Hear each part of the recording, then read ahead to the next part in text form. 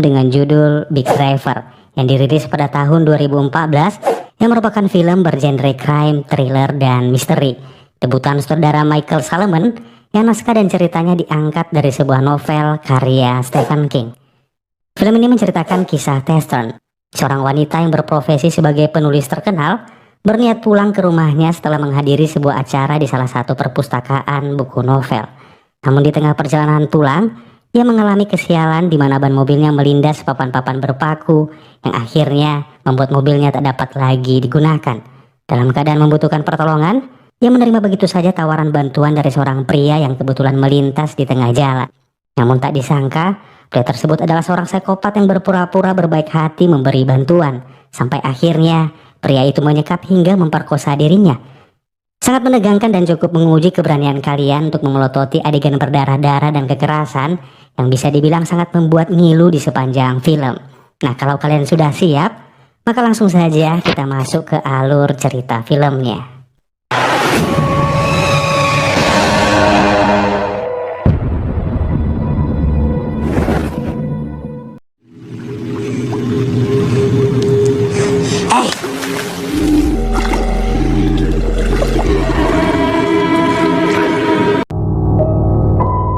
Pada awal film kita akan diperlihatkan pada seorang wanita bernama Tessa, berprofesi sebagai penulis buku misteri terkenal di Connecticut, yang merupakan sebuah negara bagian di Amerika Serikat. Saat ini Tessa bersiap-siap untuk menghadiri sebuah undangan acara di salah satu perpustakaan buku novel terpandang di kota Chicopee, Massachusetts, Amerika Serikat. Sambil merias dirinya, Tessa terlihat sedang mengobrol dengan seorang sahabatnya melalui via ponsel.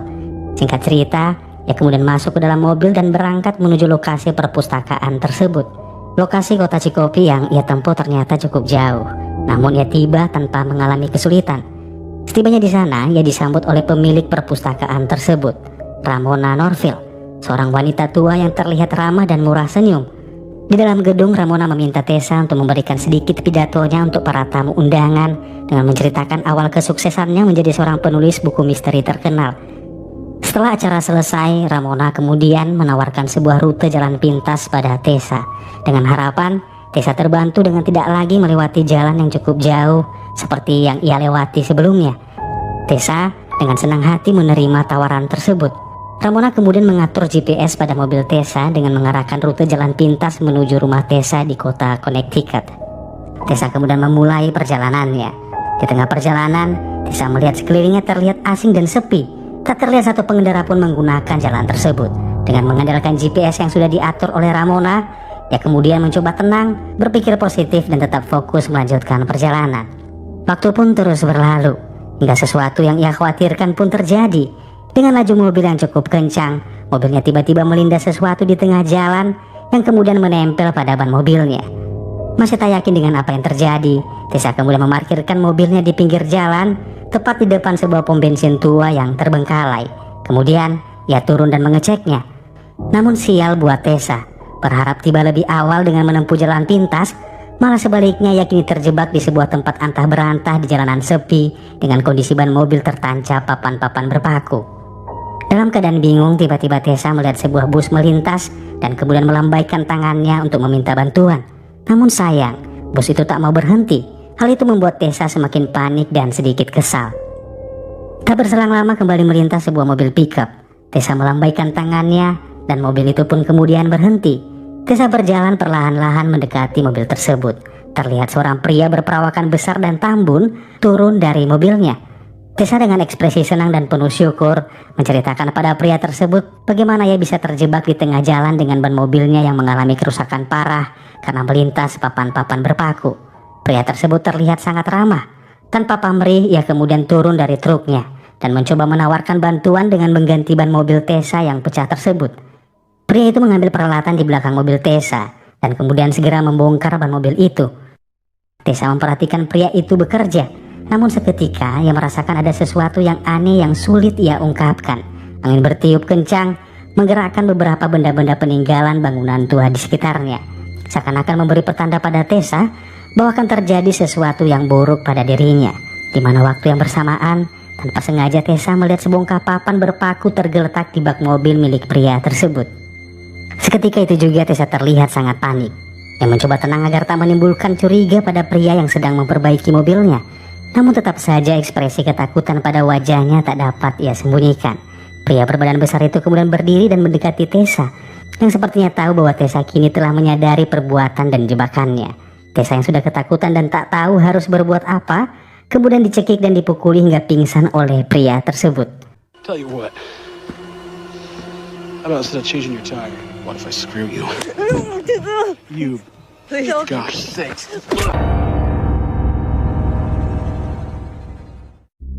Entah sudah berapa lama Tessa tak sadarkan diri di sana. Dalam keadaan setengah sadar, Tessa terbangun dan kini berada di dalam sebuah ruangan, yaitu dalam bangunan tua bekas pom bensin itu. Ia diperkosa tanpa ampun, tanpa belas kasihan sedikit pun dari pria gila tersebut. Tessa meronta-ronta kesakitan hingga mencoba menggigit tangan pria itu. Hal tersebut membuat pria psikopat itu semakin beringas dan memukuli Tessa secara bertubi-tubi hingga membuat Tessa pingsan untuk yang kedua kalinya. Dalam keadaan sakaratul maut, Tessa kemudian dibawa oleh sang pria menuju sebuah saluran air tak jauh dari bangunan tua itu.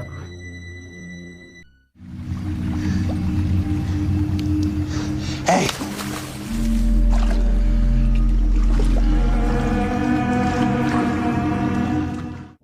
Setelah yakin, pria itu kemudian menyeret tubuh Tessa menuju sebuah gorong-gorong yang sangat gelap dan menjijikkan. Setelah itu, ia pun pergi meninggalkan jasad Tessa yang sudah terbujur kaku terendam dalam saluran air. Waktu terus berlalu, suasana sunyi dalam gorong-gorong seakan-akan memberikan tenaga dan napas baru pada Tessa. Tessa terbangun dan menyadari bahwa dirinya kini sudah berada dalam sebuah saluran air yang gelap, namun terbantu oleh sedikit cahaya yang masuk dari luar menembus pipa gorong-gorong yang sudah usang. Ia berusaha merangkak menuju sisi luar, namun betapa kaget dan histerisnya Tessa ketika ia melihat mayat-mayat wanita yang bergelimpangan sudah membusuk tak jauh dari posisinya berada. Mayat-mayat tersebut adalah korban kebejatan dari pria yang sama, pria tambun berbadan besar. Dengan penuh rasa takut dan jijik, ia memaksakan diri merangkak menggapai sisi luar gorong-gorong. Sesampainya di luar gorong-gorong, Tessa naik ke atas dan kembali masuk ke dalam bangunan tua. Dia mengambil sepatunya sambil berusaha mengingat-ingat kejadian paling mengerikan yang terjadi saat pria besar tersebut menggagahinya. Tessa kembali menangis histeris, mengekspresikan trauma yang sangat mendalam.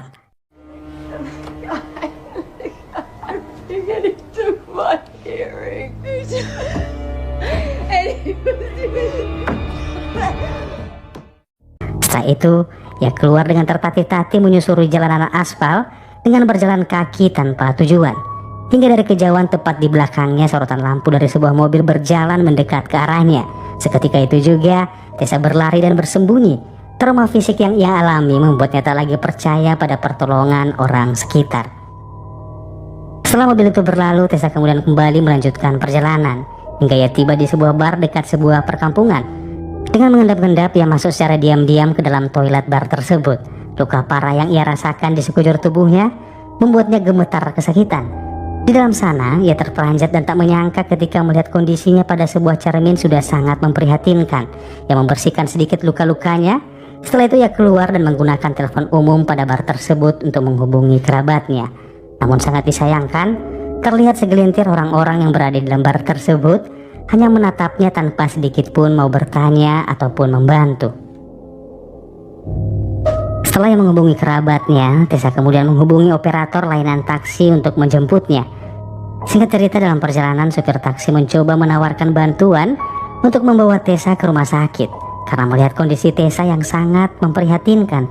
Namun Tessa menolak tawaran tersebut karena ia khawatir media akan mengekspos tentang dirinya sebagai korban pemerkosaan yang bisa saja merusak reputasinya, mengingat ia adalah seorang penulis terkenal.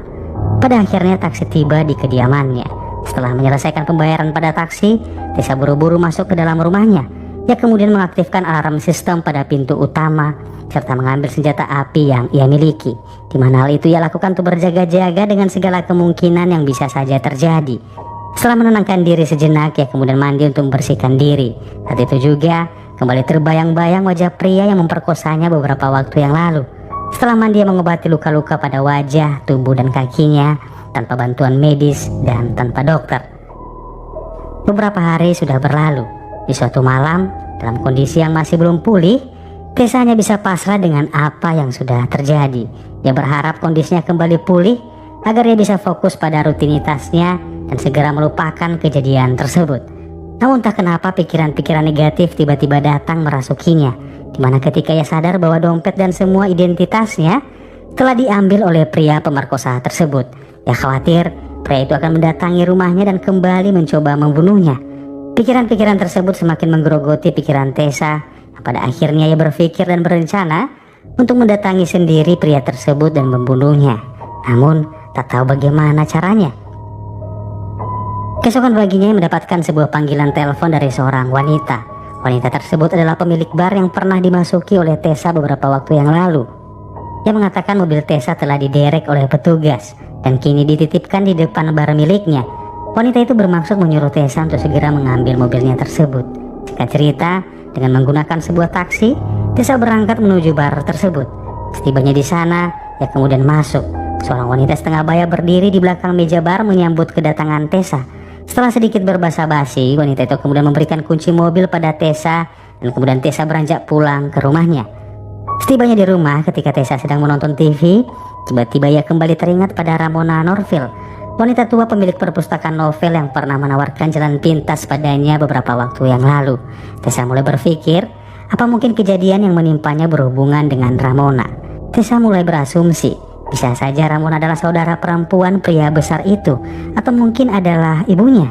Mencoba berpikir dan menebak-nebak tentang keterikatan Ramona dengan pria tersebut membuat Tessa mendapatkan sebuah ide, di mana jika ia mendatangi rumah Ramona dan Ramona terlihat terkejut melihatnya, maka ia pastikan bahwa Ramona adalah dalang dari semuanya itu. Tanpa membuang-buang waktu, Tessa mencari informasi tentang Ramona.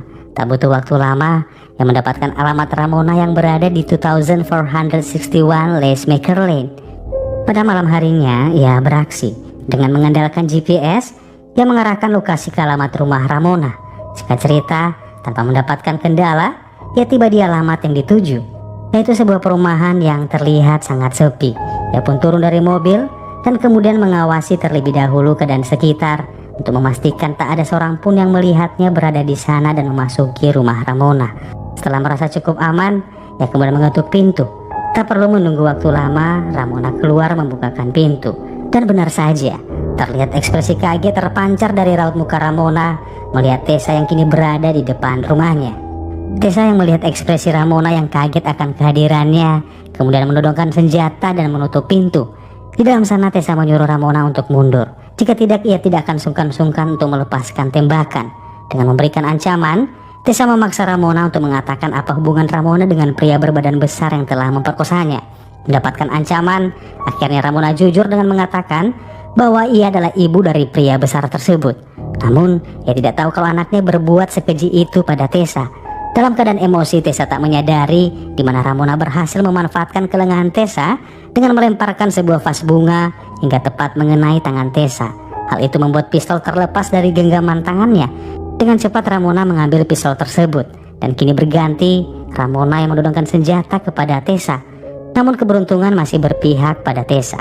Ketika Ramona menarik pelatuk senjata tersebut, ternyata tak ada peluru di dalamnya. Secepat kilat Tessa menepis senjata tersebut hingga terlepas dari genggaman Ramona. Tanpa mengulur-ngulur waktu, Tessa melihat pisau dapur dan kemudian menikamkan dengan keras ke arah perut Ramona. Ramona tersungkur dan terjatuh dengan darah mengucur deras dari perutnya. Tak puas dengan itu, Tessa mengambil kembali senjatanya sambil duduk memperhatikan Ramona. Ia mengambil peluru dari saku jaketnya dan ternyata lupa ia masukkan ke dalam pistolnya. Setelah itu ia menyalakan musik dengan volume yang sangat tinggi untuk menyamarkan suara tembakan yang ia lepaskan membunuh Ramona saat itu juga.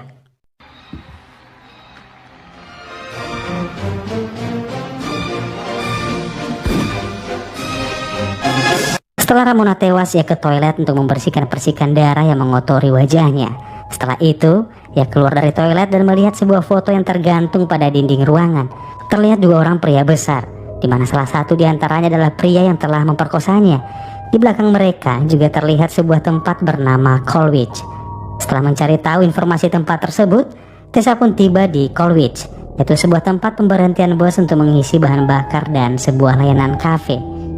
Tak jauh dari lokasi itu, Tessa menunggu dengan sabar di dalam mobil. Tak berapa lama terlihat sebuah truk trailer mampir dan berhenti di sana. Tessa melihat seorang pria yang sudah tak asing lagi baginya. Pria berbadan besar yang ia tunggu turun dan masuk ke dalam kafe. Tak lama setelah itu, pria tersebut keluar dengan membawa secangkir kopi dan kembali melanjutkan perjalanan.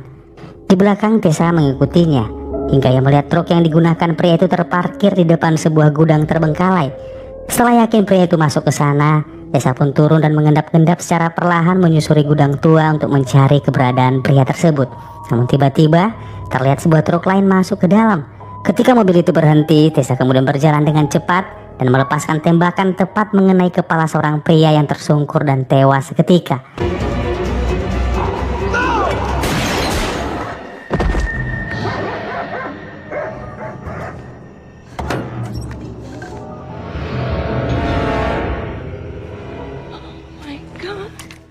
Tessa salah target. Pria yang tewas tersebut bukanlah pria tinggi besar yang telah memperkosanya, melainkan adalah adik dari pria besar tersebut. Tessa yang sudah merasa sudah sangat jauh melakukan aksinya, kemudian mendatangi rumah pria psikopat itu yang berada tak jauh dari gudang tersebut. Setelah berada di lokasi rumah pria itu, ia secara perlahan-lahan masuk ke dalam sana. Namun betapa kagetnya Tessa di mana ia melihat foto dokumentasi dari aksi gila pria tersebut, memperlihatkan adegan pemerkosaan yang ia lakukan pada beberapa wanita-wanita korbannya, yang mana salah satu diantaranya adalah dirinya. Setelah mengambil foto tersebut, Tessa kemudian keluar dan kembali menemukan sebuah gudang lain. Di dalam sana pria besar tersebut terlihat sedang bekerja dengan memegang sebuah mesin gerinda berdiri membelakanginya. Tessa dengan berjalan pelan masuk dan mendekati pria tersebut yang kini menyadari adanya kehadiran seseorang di belakangnya. Ketika berbalik, pria tersebut tak menyangka bahwa Tessa yang ia yakini sudah tewas digorong-gorong kini malah berada tepat di depannya. Mencoba memanfaatkan kelengahan Tessa, ia melemparkan alat gerinda yang ia pegang hingga tepat mengenai bahu Tessa. Namun karena kaget, Tessa tanpa sengaja menarik pelatuk senjatanya dan mengenai kaki pria tersebut. Tessa kembali melepaskan satu tembakan lagi, namun pria tersebut belum juga roboh hingga Tessa mencoba melepaskan tembakan yang ketiga. Akan tetapi inilah yang terjadi. Come and get it.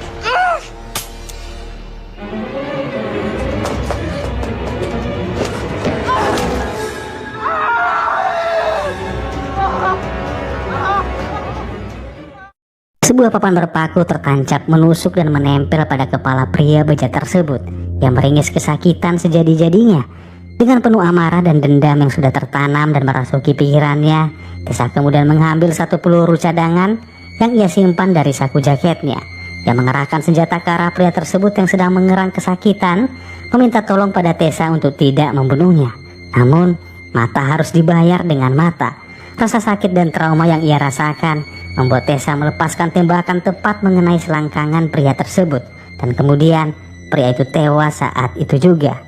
Why don't I just kill you? Please don't kill me. Please.